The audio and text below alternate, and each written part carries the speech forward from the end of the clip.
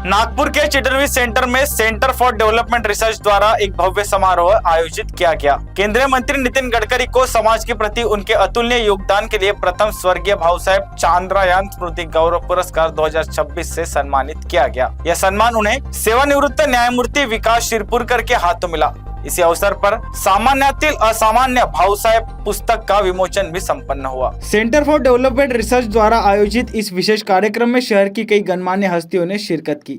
Doctor Kapil Chandrayaan और doctor Shantanu जोग की उपस्थिति में आयोजित इस समारोह का मुख्य उद्देश्य भाऊसाहेब चांद्रयान के सामाजिक कार्यों को युवा पीढ़ी तक पहुंचाना है। विमोचन पुस्तक उनके जीवन के अनछुए पहलुओं को उजागर करती है। निवृत्त न्यायमूर्ती श्री विकास शिरपुरकर सर आजचे आपले सत्कारमूर्ती, आपल्या सर्वांचे लाडके नेते माननीय नितीनजी गडकरी, आमचे वडील दिलीपजी चांद्रयान, CDR चे सचिव आणि माझे सहकारी ॲडव्होकेट शंतनू जोग, उपस्थित सर्व मान्यवर, मीडियामधील मित्र आणि स्वर्गीय भाऊसाहेब चांद्रयान आणि श्री नितीनजी गडकरी यांच्यावर प्रेम आणि आदरामुळे आपण सगळे जे उपस्थित आहात आजच्या दुपारच्या उन्हात, असे सर्व बंधू आणि भगिनी, खरं तर आजचा जो कार्यक्रम आहे हा 20 सप्टेंबर 2025 रोजी ठरला होता, परंतु त्यावेळेस आमच्या आईचं तब्येत जरा ठीक नसल्यामुळे, तिचं नुकतंच ऑपरेशन झाल्यामुळे तो कार्यक्रम पुढे ढकलावा लागला आणि करता करता मग शेवटी तो आज घडला। ही संस्था आम्ही काही समविचारी प्रोफेशनल्सनी एकत्र येऊन सुरू केली। याचा मागचा मूळ उद्देश असा होता की आपल्या देशात विशेष करून 2014 नंतर विकासाचं डबल इंजिन आपण बघायला आपल्याला मिळत आहे, पण विकासाचे अनेक मुद्दे असे असतात की जे क्लिष्ट असतात।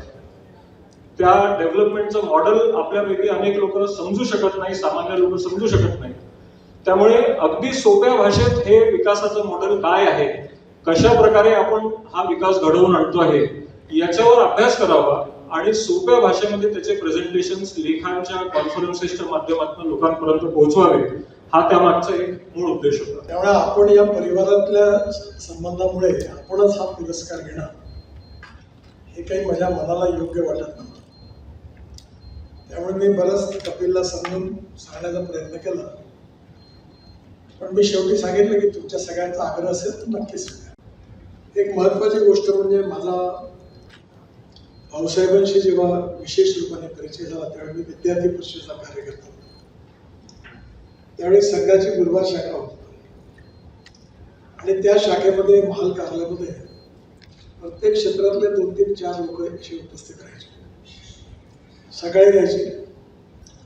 त्या काळामध्ये मजदूर संघाचे मोठे कार्यकर्ते होते रामभाऊ चौधरी, आणि ते कामगारांमध्ये नागपूरला वर्धारोड जिथे मी राहत होतो तिथे कोका कोला फॅक्टरी, त्या फॅक्टरीमध्ये मजदूर संघाची युनियन होती आणि त्याचा खूप संघर्ष सुरू होता। अनेक महिने आंदोलन सुरू होतं, पण काही निर्णय लागत नव्हता, मालक काय करत नव्हता। त्यावेळी सरकार काँग्रेसचं होतं आणि पोलीस उलट यांच्यावरच केसेस टाकायचे। त्यावेळी एकदा मला दत्तोपंतांनी सांगितलं की अरे नितीन लक्ष घालायचं काहीतरी, तर मी त्याला समजावून सांगायचा प्रयत्न केला मला, पण तो काही प्रतिसाद देत नव्हता। मग मी रामभाऊंच्या मागे उभं राहिलो, लाठीचार्ज झाले, मारापिट्या झाल्या, आणि एकदा दिवाळीच्या दिवशी सकाळी 5 वाजता त्याच्या घरासमोर मी 50-60 कामगार पाठवले आणि त्याने घाण करून ते वापस आले। ते करायला तो भयंकर परिवार अस्वस्थ झाला की काय हे कुठला प्रकार आहे, ऐकतच नाही। तर म्हटलं शेवटी काय करायचं, पण शेवटी त्याच्यामध्ये विजय झाला। मी मजदूर संघाच्या इतिहासातला असा एकमेव माणूस आहे की मी भाजपचा आमदार असताना मजदूर संघाच्या युनियनचा अध्यक्ष होण्याकरता दत्तोपंतांनी मला परवानगी दिली आणि मी त्याचा अध्यक्ष होतो। आणि त्यानंतर मी मजदुरांमध्ये काम करत होतो, पण राजकीय पक्ष म्हणून स्वाभाविकपणे अनऑर्गनाइज सेक्टरमध्ये काम करत असताना आजही बुटीबुरीपासून सगळ्या ठिकाणी जेवढ्या युनियन्स आहेत त्या 90% मी स्थापन केलेल्या युनियन आहे। याच्यामध्ये खूप मोठा जोक झाला होता।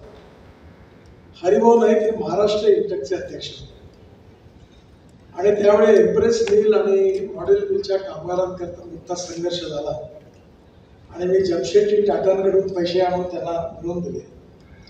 आणि त्यानंतर जेव्हा पैसे मिळाले सरकारकडनं त्यावेळी इंटकने त्यांच्याकडनं त्या दादा लांबट आणि हरिभाऊ नाईक इंटकचे नेते होते ते त्याच्यावर कमिशन इंटकला द्यावं लागायचं. मी सांगितलं हे द्यायचं आहे आणि त्याचं मोठं आंदोलन झालं आणि त्या आंदोलनामध्ये शेवटी आम्ही जिंकलो आणि इंटकची निवडणूक झाली आणि इंटकचा महाराष्ट्राचा अध्यक्ष म्हणून मी निवडून आलो. आणि ज्यावेळी मी निवडून आलो तेव्हा मोर्चा काढून मी ज्यावेळी पहिल्यांदा त्या बैद्यनाथ समोरच्या त्या कार्यालयात गेलो तर समोर इंदिरा गांधी, जवाहरलाल नेहरू, काँग्रेस पार्टी आणि मला सांगितलं की हे काँग्रेस संलग्नित इंटक आहे आणि तुम्ही आता याचे अध्यक्ष आहात. मी म्हटलं मी RSS तर मी याचा कसा अध्यक्ष. त्यावेळी मग मी शेवटी ठरवलं की मी काय अध्यक्ष मी माझ्या दुसऱ्या सहकार्याला अध्यक्ष केले. त्यामुळे माझा मजदूर संघाशी खूप संबंध त्या काळात आला. खरं म्हणजे या सगळ्यामध्ये भाऊसाहेबांच्या व्यक्तिमत्वावर दत्तोपंत ठेंगडी यांची खूप मोठी छाया होती. दत्तोपंत हे एक अद्भुत व्यक्तिमत्व होते. ते महान विचारक होते, चिंतक होते, सर्व विषयाचा त्यांना अध्ययन होता आणि जिनियस शब्द हा ज्या ज्या लोकांकरता वापरला त्यातलं दत्तोपंत हे आणि दत्तोपंतांचा भाऊसाहेबांवर अतिशय प्रेम आणि त्यामुळे दत्तोपंतांकडे अनेक वेळा भाऊसाहेब अनेक वेळा आले आणि त्यांच्या भेटीचा योग आला. आणि भाऊसाहेबांचं महत्त्वाचं गोष्ट म्हणजे दत्तोपंत जे सांगतील ती श्रद्धा ठेवून त्यांनी का भारतीय मजदूर संघाच्या कामाबद्दल दत्तोपंतांच्या मार्गदर्शनाखाली ते कार्य करत राहिले. राष्ट्रीय स्वयंसेवक संघाचे निष्ठावंत स्वयंसेवक आणि स्वयंसेवक म्हणून दत्तोपंतांच्या आदेशाने भारतीय मजदूर संघाची जबाबदारी स्वीकारून आयुष्यभर त्यांनी ते काम सांभाळले. मुळामध्ये संघाचं स्वयंसेवक असणं आणि मजदूर संघाचा कार्यकर्ता असणं या दोन्ही गोष्टीमुळे त्यांचं व्यक्तित्व, कार्य, कर्तृत्व, स्वभाव हा तसाच घडला आणि तो घडल्यामुळे त्यांच्या या सगळ्या स्वभावामध्ये देशभक्ती होती, सामाजिक दायित्व होतं, कामगार चळवळीबद्दलचा एक पॉझिटिव्ह ॲटिट्यूड अप्रोच होता आणि आयुष्यभर त्यांनी ते निभावलं. आणि या सगळ्यांच्या मध्ये एक गोष्ट महत्त्वाची होती की ट्रेड युनियनमधला प्रॉब्लेम असा आहे की ट्रेड युनियनमध्ये इमानदारी, प्रामाणिकपणा, सज्जनता देखील चांगलीच आहे पण तिथे ठोकापिटीशिवाय काम होत नाही. आणि त्यामुळे विशेषतः अनऑर्गनाइज सेक्टरमध्ये तर ते ट्रेड युनियनमध्ये भांडणं होतातच. मी दर 2-4 महिन्यानंतर भांडणं मिटवतो. कोणीतरी पाय तुटलेले असतात, हात तुटले असतात, मारापिटी होतो, कोणीतरी चाकू मारतो, हे चालत असतं. वर्ध्याला एक लॉईड स्टील म्हणून तिथे मग मी प्रयत्न केला की ती युनियन कन्वर्ट करून मजदूर संघाकडे डायव्हर्ट करायची पण ती डायव्हर्ट होऊ शकली नाही. अशा वेळी मजदूर संघाचं कार्य, त्याचं उद्दिष्ट, त्याचा स्वभाव आणि या मजदूरांना बरोबर जबाबदारीची जाणीव देत त्यांच्या अधिकाराचं रक्षण करणं आणि त्यांना कर्तव्याबद्दलची जाणीव करून देणं असा अतिशय योग्य विचार ठेवून मजदूर संघाचं कार्य यशस्वीपणे बघा.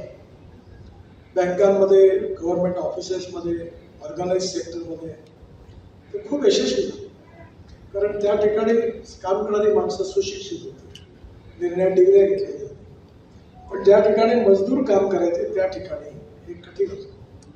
पण त्याही याच्यात मजदूर संघाने अनेक क्षेत्रात मुसंडी मारली आणि या सगळ्या कामामध्ये भाऊंचा मोठा सहयोग होता. त्यावेळी विशेष करून जी 5-7 कार्यकर्ते होते त्यामध्ये ज्यांनी मजदूर संघाचे बॅकबोन होते त्यामध्ये भाऊसाहेब होते आणि या सगळ्यांनी मिळून त्यावेळी मजदूर संघाच्या कार्याचा खूप विस्तार केला. त्यावेळी आजच्यासारखी प्रतिकूल परिस्थिती होती. सत्ता आणि सरकारचा विरोध होता. तशा परिस्थितीमध्ये मधल्या काळात इमर्जन्सी आली. इमर्जन्सीच्या काळामध्ये अनेक लोकांना जेलमध्ये जावं लागलं आणि तो संघर्ष करत असताना देखील आपला विचार, आपली संघटना याच्याशी प्रामाणिक राहून कार्य करत राहणं ही खूप मोठी परीक्षा होती. या सगळ्या परीक्षेतून भाऊसाहेबांनी सगळ्या संकटातून प्रवास केलेला आहे आणि विशेषतः संघाचे स्वयंसेवक म्हणून समाजाच्या विविध व्यक्तींबद्दल संवेदनशीलता, सामाजिक दायित्व, जबाबदारी याचा बोध त्यांच्या व्यवहारातून नेहमी होत राहिलेला आहे. ते म्हणूनच अतिशय 10वी पास असताना आणि बैतूल सारख्या ठिकाणी नागपुरात येऊन त्यांनी आपलं कार्य कर्तृत्वाच्या भरोशावर, त्यागाच्या भरोशावर समाजामध्ये प्रतिष्ठा आणि सन्मान देखील मिळवला. आणि म्हणून अशा एका उत्तम कार्यकर्ता, नेता यांनी निस्पृह निस्वार्थी भावनेने काम केलं, त्याच्या नावाने हा पुरस्कार आहे. आणि मला मिळाला याची मला जाणीव आहे की ज्या व्यक्तीच्या नावाने मिळाला त्याच्या जीवनात जे उद्दिष्ट होते ते उद्दिष्ट पूर्ण करण्याकरता आमच्यासारखे छोट्या मोठ्या कार्यकर्त्यांनी काम केलं पाहिजे, ही त्याच मागची भावना आहे. आनंद आहे की भाऊसाहेबांच्या नावाचा पुरस्कार आपण मला दिला आणि पहिलाच पुरस्कार मला मिळाला. त्या पुरस्कारामुळे आपण जरी माझा गौरव केला असला तरी पुरस्काराच्या बरोबर भाऊसाहेबांच्या व्यक्तिमत्वामुळे ज्या आशा, अपेक्षा आणि आकांक्षा त्यांच्या जीवनात होत्या, संघाचे स्वयंसेवक म्हणून, मजदूर संघाचे कार्यकर्ते म्हणून, हे सगळ्या गोष्टीच्या ज्या अपेक्षा आहेत त्याची मला जाणीव आहे. स्वर्गीय दत्तोपंत ठेंगडे आपल्या सगळ्यांचे आयकॉन आहेत. दत्तोपंत विद्यार्थी परिषदेचे संस्थापक होते, सदस्य होते. दत्तोपंतांनी किसान संघाची स्थापना केली. दत्तोपंतांनी मजदूर संघाची स्थापना केली. आणि दत्तोपंतांच्या संस्कारात, कार्यपद्धतीत भाऊसाहेबांच्या त्या तालमीत तयार झालेलं नेतृत्व होतं. आणि त्यामुळे मला जवळून या काळातले विद्यार्थी असताना ते व्यक्तिमत्व पण बघण्याची संधी मिळाली. त्यामुळे नक्कीच या जबाबदारीची जाणीव मला आहे. मी भाऊसाहेबांच्या स्मृतींना अभिवादन करतो आणि हा पुरस्कार मला दिला याबद्दल पुन्हा एकदा चंद्रायण परिवाराला धन्यवाद देतो. नमस्कार. काम करत राहणं हे नितीनजींचं वैशिष्ट्य आहे हे मी सांगू इच्छितो. त्यांना बारीक बारीक गोष्टींची जाण असते, भान असतं त्यांचं. बाबा आमटेंनी एका जागी म्हटलेलं आहे की भान ठेवून योजना आखणारे आणि बेभान होऊन त्या अंमलात आणणारे कार्यकर्ते आम्हाला हवे आहेत. तसेच नितीनजी भान ठेवून योजना आखतात आणि बेभान होऊन त्या अंमलात आणतात. त्यांनी मुंबईचं स्वरूप पालटून टाकलं, त्यांनी नागपूरचं स्वरूप पालटून टाकलं, त्यांनी रस्त्यांचं स्वरूप पालटून टाकलं. यातच सगळं आलं की नितीनजींना गडकरी म्हणतात, पूलकरी म्हणतात, ब्रिजकरी म्हणतात, ब्रिजभूषण म्हणतात, सगळं म्हणतात. पण जे मला त्यांच्या व्यक्तिमत्वातलं जे सगळ्यात आवडतं ते की कुणाचीही व्यवस्थित चौकशी करून त्यांच्याबद्दल पूर्ण माहिती घेऊन मग बोलणारा, म्हणजे पहिले विचार करून मग बोलणारा, म्हणजे बोलून नंतर मग विचार करायचा हा जो सध्याचा ट्रेंड आहे तो त्यांचा नाही आहे. जे बोलायचं त्याच्याबद्दल विचार करायचा आणि नंतरच बोलायचं. म्हणूनच नितीनजी आजपर्यंत कुठल्याही कॉन्ट्रोवर्सीत सापडले नाही. जे भाऊसाहेबांबद्दल लिहिलेलं आहे पुस्तक मी काही अजून वाचलेलं नाही आहे, तसा चाललं आहे नुसतं. पण ज्या माणसाच्या नावाने हा पुरस्कार देत आहे तो माणूस किती मोठा होता हे पुस्तक वाचून कळेल. म्हणून हे पुस्तक वाचावं अशी मी शिफारस करतो. हम जैसे तो सैकड़ों है आपसा कोई नहीं, असं जे म्हणण्याचा प्रसंग आहे तो भाऊसाहेबांच्याबद्दल मी म्हणेन की गरिबीतून वरती येऊन मग इतकं निरलसपणे संघाचं काम करायचं. आता संघात काम करणारे सगळे निरलसपणेच काम करतात, कारण संघात प्राप्ती नाही आहे. हे नशीबवान संघ याच्याकरता की संघात प्राप्ती नाही आहे. संघात नुसता त्याग आहे, देशभक्ती आहे.